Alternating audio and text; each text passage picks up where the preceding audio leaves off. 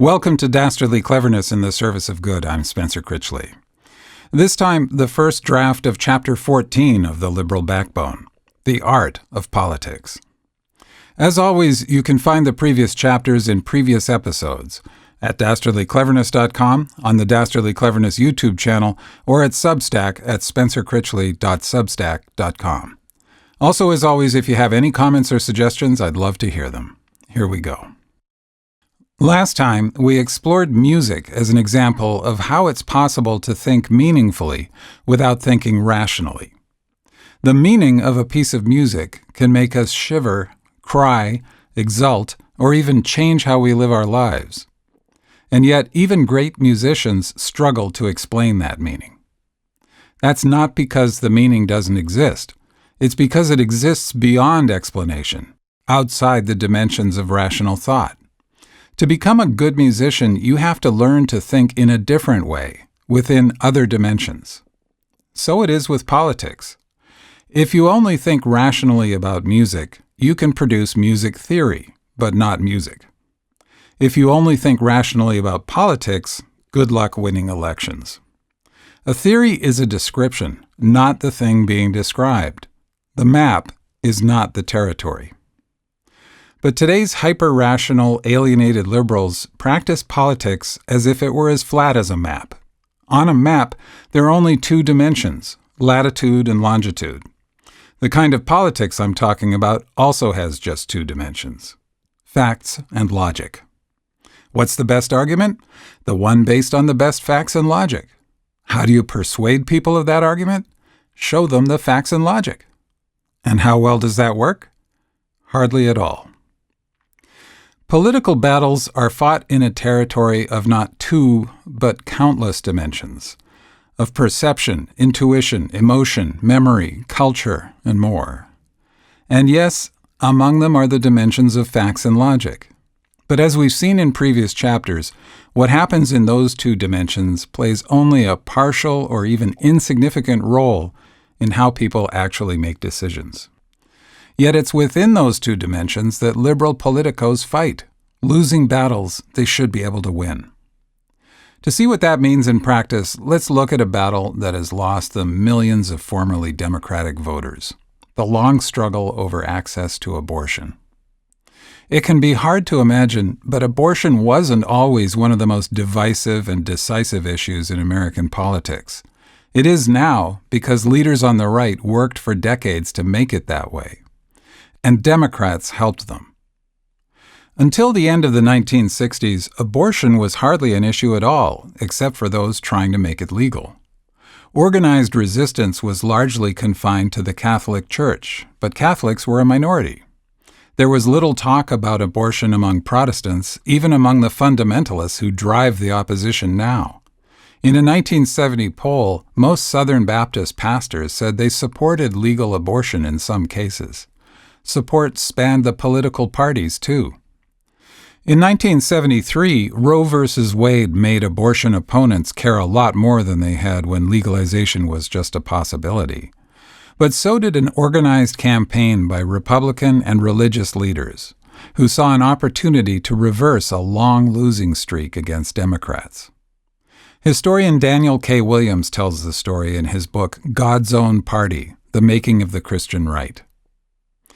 The GOP was a minority party in the 1970s.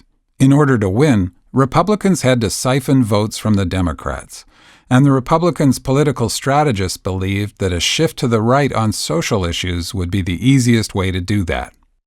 The Democrats at the time were becoming a more secular party by embracing culturally liberal stances on abortion, feminism, and gay rights, which alienated some of the conservative Catholics and Southern evangelicals who had once been loyal members of the New Deal coalition. In response, Republican leaders of the 1970s decided that adopting more conservative positions on abortion and other cultural issues would be a wise strategic move. Such a move seemed to make sense for a party that had already succeeded in attracting social conservatives through the public support of religion in the 1950s and an endorsement of a school prayer amendment in the 1960s. But what began as a temporary political ploy quickly became irreversible. Republicans didn't just siphon religious votes from the Democrats, they caught a wave. American politics would be transformed. Between then and now, Democrats went from being perennial winners to perennial underdogs to the subjects of the perennial question, how are they going to blow it this time? The liberal argument for abortion rights is rational. The Constitution says all people have equal rights. Few rights are more fundamental than the right to choose what happens to your own body. Therefore, women, like all people, must have the right to make that choice. It seems to make perfect sense. And yet, tens of millions of Americans find it horrifying. The fact that it's so rational only makes it worse. For them, the core of the issue isn't any rational argument, it's an image, the image of an unborn child. Anti-abortion advocates knew what they were doing when they chose that phrase, unborn child, and when they decided to call themselves pro-life. Let the other side be pro-choice. Let them make their rational arguments about rights. They won't spark the rational debate they expect. We'll make sure that in millions of minds there will only be an image of a child who might be killed. Pro-choice advocates responded with science. It's not a child, it's a collection of cells, thereby making their problem worse. Some religious believers reconcile faith with science, but fundamentalists are taught that the Bible is the literal, inerrant Word of God. Many of them blame science and its materialism for the fallen state of the modern world. So if you challenge God's truth with science, it doesn't make them see you as more persuasive. It makes them see you as more frightening. Even secular abortion opponents equate an embryo with a child, because that's what it will become. Their logic can be challenged, but logic is likely to backfire here too.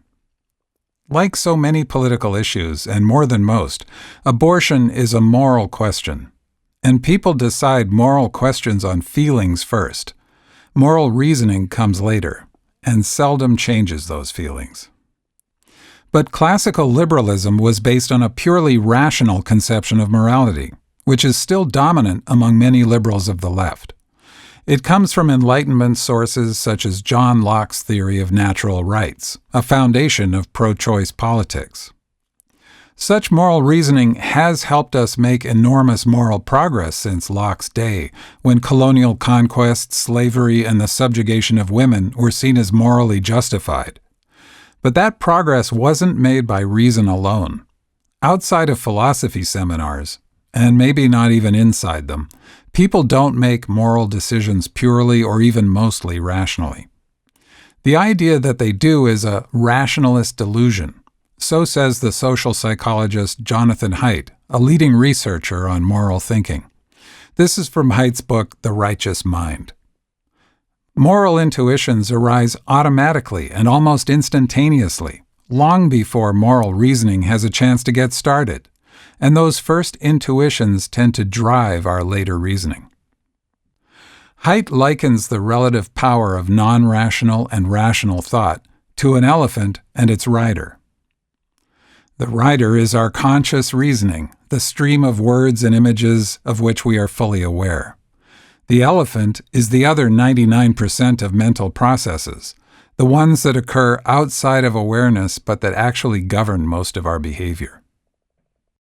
Experiments support Haidt's thesis. Some are designed to elicit moral disgust at the violation of a taboo. Subjects are asked to explain why they think the action was morally wrong. Experimenters then challenge those explanations with exhaustive, rational counterarguments, which many subjects finally admit are valid, and yet they stick to their initial intuition, typically explaining that they just know it's true. Think of the mountains of evidence about Donald Trump's character, or lack thereof. And yet his committed followers say they just know he's a good man and a great leader. Many liberals conclude that's because all those Trump followers are stupid. That's a classic mistake made by people who think rational thought is the only thought. As a group, liberals do tend to be well educated, but the research shows they make decisions non-rationally too, like everyone does. Haidt's depiction of the non-rational mind is similar to what Carl Jung called the unconscious. Based on observations of his patients, Jung concluded that people are not influenced by objective facts, but by facts felt and experienced. Logical arguments, he said, simply bounce off. Jung likened the unconscious mind to the mystical, mythical world of the Homeric Greeks or the biblical Hebrews, a world of gods, demons, heroes, villains, omens, curses, and miracles. Whether or not we believe in such things consciously, they still exist and influence us in the form of symbols. Examples abound in politics, where the power of symbols shapes history. Consider the symbol of the God King who dies and returns, like the Messiah of the Abrahamic religions. He reappears throughout Western culture, from King Arthur to Siegfried to Elvis to Tupac. A week after the assassination of John F. Kennedy, Jackie Kennedy asked Theodore White, a sympathetic reporter, to come to the family compound in Hyannisport, Massachusetts. There, she and White wrote the myth of a new Camelot, borrowing from the hit musical that was then playing on Broadway. Don't let it be forgot that once there was a spot for one brief shining moment that was known as Camelot. The near assassination of Donald Trump appeared to his followers to fulfill explicit comparisons with Jesus that they and he had already been making. That helps explain how they can believe in him as both all-powerful ruler and eternal victim. He's both a god and a sacrificial lamb, constantly betrayed and crucified for his people, only to rise again. The image of the unborn child is another such symbol, which Trump, a former abortion rights supporter, is equally happy to exploit. I'm confident he's no student of cultural history or moral psychology, but Trump is a master of the power of symbols. So are many politicians on the right, in contrast to so many on the left. CBS correspondent Leslie Stahl learned the power of political symbols from Dick Darman, a Reagan administration official. She told the story in a 1989 interview with Bill Moyers. I did a piece where I was quite negative, to be honest with you, about Reagan. And yet the pictures were terrific. And I thought they'd be mad at me, but they weren't. They loved it. And the official outright said to me, "They didn't hear you. Didn't hear what you said. They only saw those pictures." In the same interview, Reagan alumnus Michael Deaver explained further. The problem with it was that she had to put on during her piece all these wonderful visuals that we created. And if you really believe that the visuals are going to outlast the spoken word in the person's mind, then we were delighted with it. We'd gotten one more shot of all the things that we created that we wanted on television. Liberal politicos know about symbolism too, of course, but most only seem to know it intellectually, not in their bones. They can speak the language, but not like natives. Hence the many consultant-driven Democratic campaign images that feel so false. Think of Michael Dukakis in a tank, or Hillary Clinton in a soul food restaurant pulling hot sauce from her purse. The art of influence is ancient. The Greeks were the ones who named it rhetoric. Sophists were its first teachers. But among modern liberals, rhetoric is usually mentioned with disdain, as is sophistry. Liberals think of rhetoric as something you cut through to get to the substance. But in politics, rhetoric is the substance. Politics is the art of persuading people. If you can't persuade them, you can't get anything done. That doesn't mean you have to lie to them. Yes, Donald Trump uses rhetoric, as do all con artists. But so did Barack Obama, like Martin Luther King, Mahatma Gandhi, Abraham Lincoln, and Cicero did. All saw rhetoric as a tool for moral work.